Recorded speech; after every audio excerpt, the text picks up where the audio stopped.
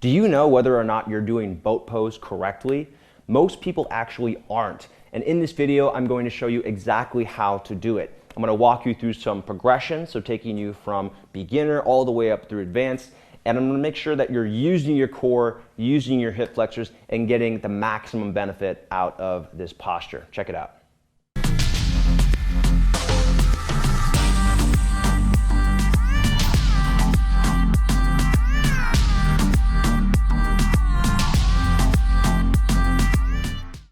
Hey guys, it's Dean. Welcome to Manflow Yoga, and welcome to this week's edition of the Yoga Fix.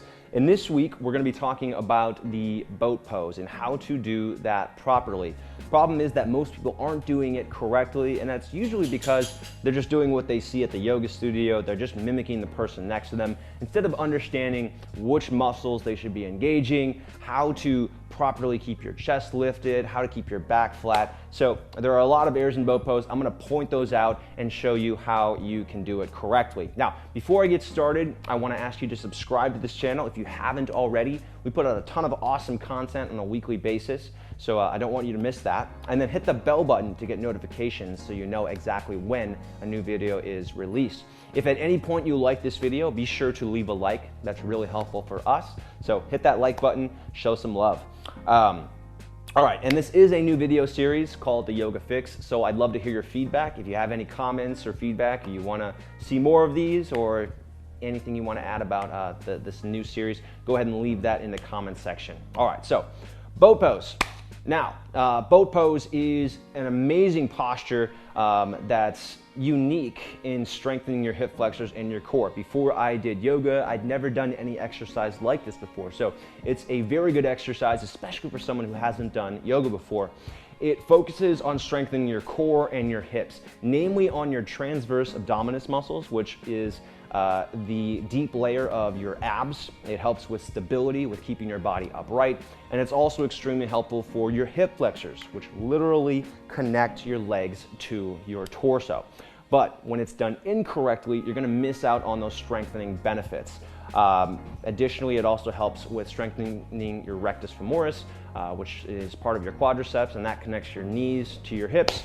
And it also helps with your erector spinae, those muscles along the sides of your spine in your lower back. So it is a really effective exercise for the entire midsection of your body, but you need to do it properly in order to get those benefits. So I'm going to walk you through that right now. And we're going to start off with kind of the easiest variation, and I'm going to build you up from there. If you have a block, I recommend using a block for this. This is going to make it a little bit more effective, and you're going to understand how to get the proper hip engagement here. So boat pose. You're going to start with your feet kind of resting on the ground. If you want to plant your feet, you can, or if you want to rest on the backs of your heels, you can do that as well. First variation, I'm going to have you use your hands to keep yourself upright. So hands on either sides of your hips. You're going to work on pushing down through your hands to lift your chest up and make your back flat. So this is actually the number one error. The number one error in boat pose is that people round their back. They start off here in this rounded position, and this is where they stay. So I want you to work on keeping your back straight. So if you have a mirror or you have your phone, your smartphone, just go ahead and take a picture of yourself or record a video of yourself, and you can see what that flat spine looks like. So start with your spine flat. That is how we do boat pose properly. That's how we make sure that your core is working and we're not putting the weight into your lower back. From here, I want you to take your block if you have one. And if you don't have one, it's fine, don't worry about it. But if you have that block, I want you to hug it between your thighs, just above your knees, and that's gonna help engage your inner thighs, your adductors.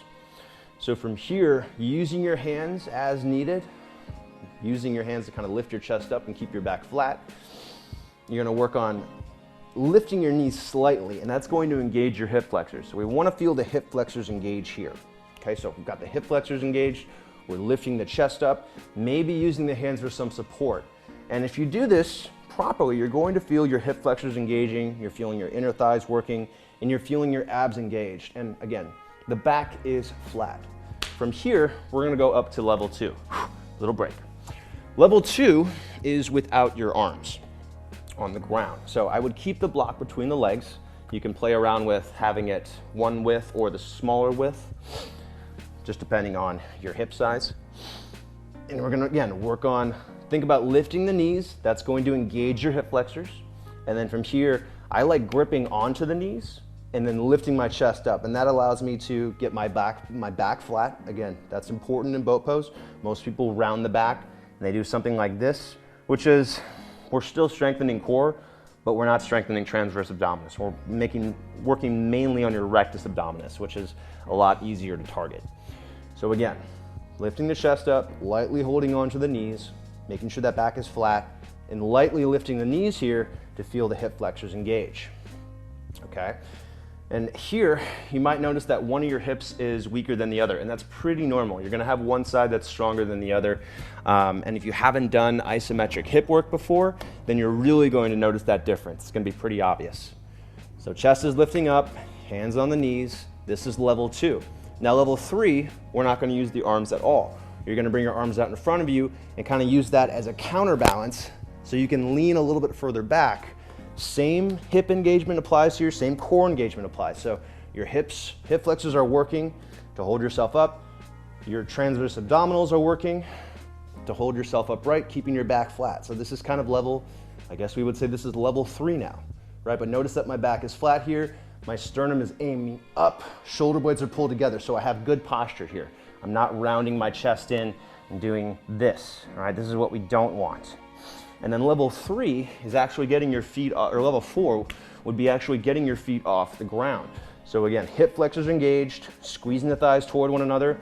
If you bring the block out, you'll notice a lot of people tend to separate the knees and the legs are no longer parallel. So the block helps to reinforce the parallelity,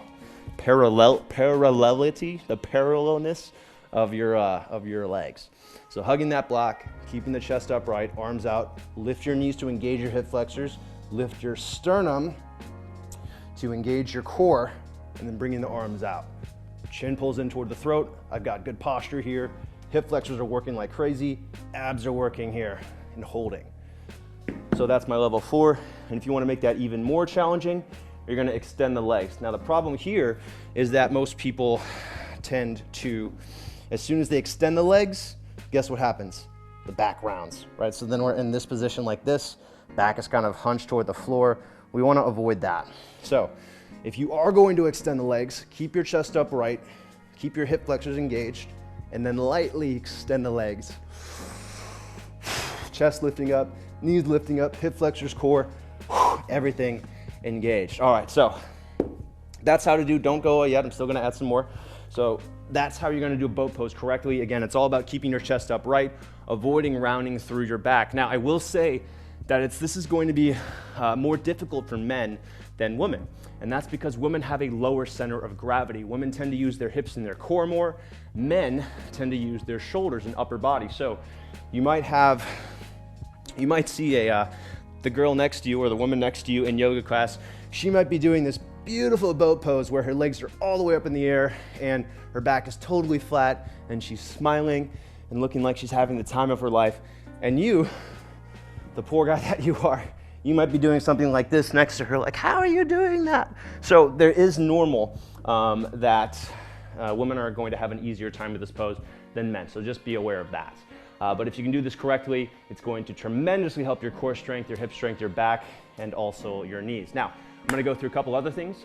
This exercise is something that we have in the newest workout in the members area. It's called Twist Hips and Core. It is part of the Strength Foundations workout series. It's a 32-minute workout where we go through full body workout, focusing on twist, focusing on thoracic, spinal mobility, core strength, and hip strength. Get full access to that on my website at manfulyoga.com/join. Now I've got two other things for you. First is my wellness tip. So my wellness tip for this week is keep trying, your body adapts, okay? So a lot of people get discouraged, and it might be in a pose like boat pose, when they do it and they can't immediately do it, okay? Or they try it and they can't immediately do it. So they assume that they failed and they don't want to do that exercise anymore. Now, here's the thing. Your body learns. Even as you're failing, your body is learning, it's adapting. When you go to sleep, some amazing things happen. Number one, your brain is building neural pathways to help you understand that mind-body or that mind-muscle connection, to help you learn that exercise while you're sleeping. So this helps you learn that exercise even when you're not doing it, and when you try it the next day, you're gonna see some progress. And while you're sleeping, your body's also recovering. Your muscles are getting stronger, they're rebuilding. So while you're sleeping, you're also getting stronger. So just keep trying the exercise, and you'll be surprised at the progress that you can make in a few weeks if you're just trying it out once, twice, or even up to 3 times, or however many times per week. But the point is, keep trying. Your body is going to adapt. You'll learn the exercise, you'll get stronger. Don't give up if you can't do it the first time. And then my personal habit that I want to share with you is regular afternoon naps.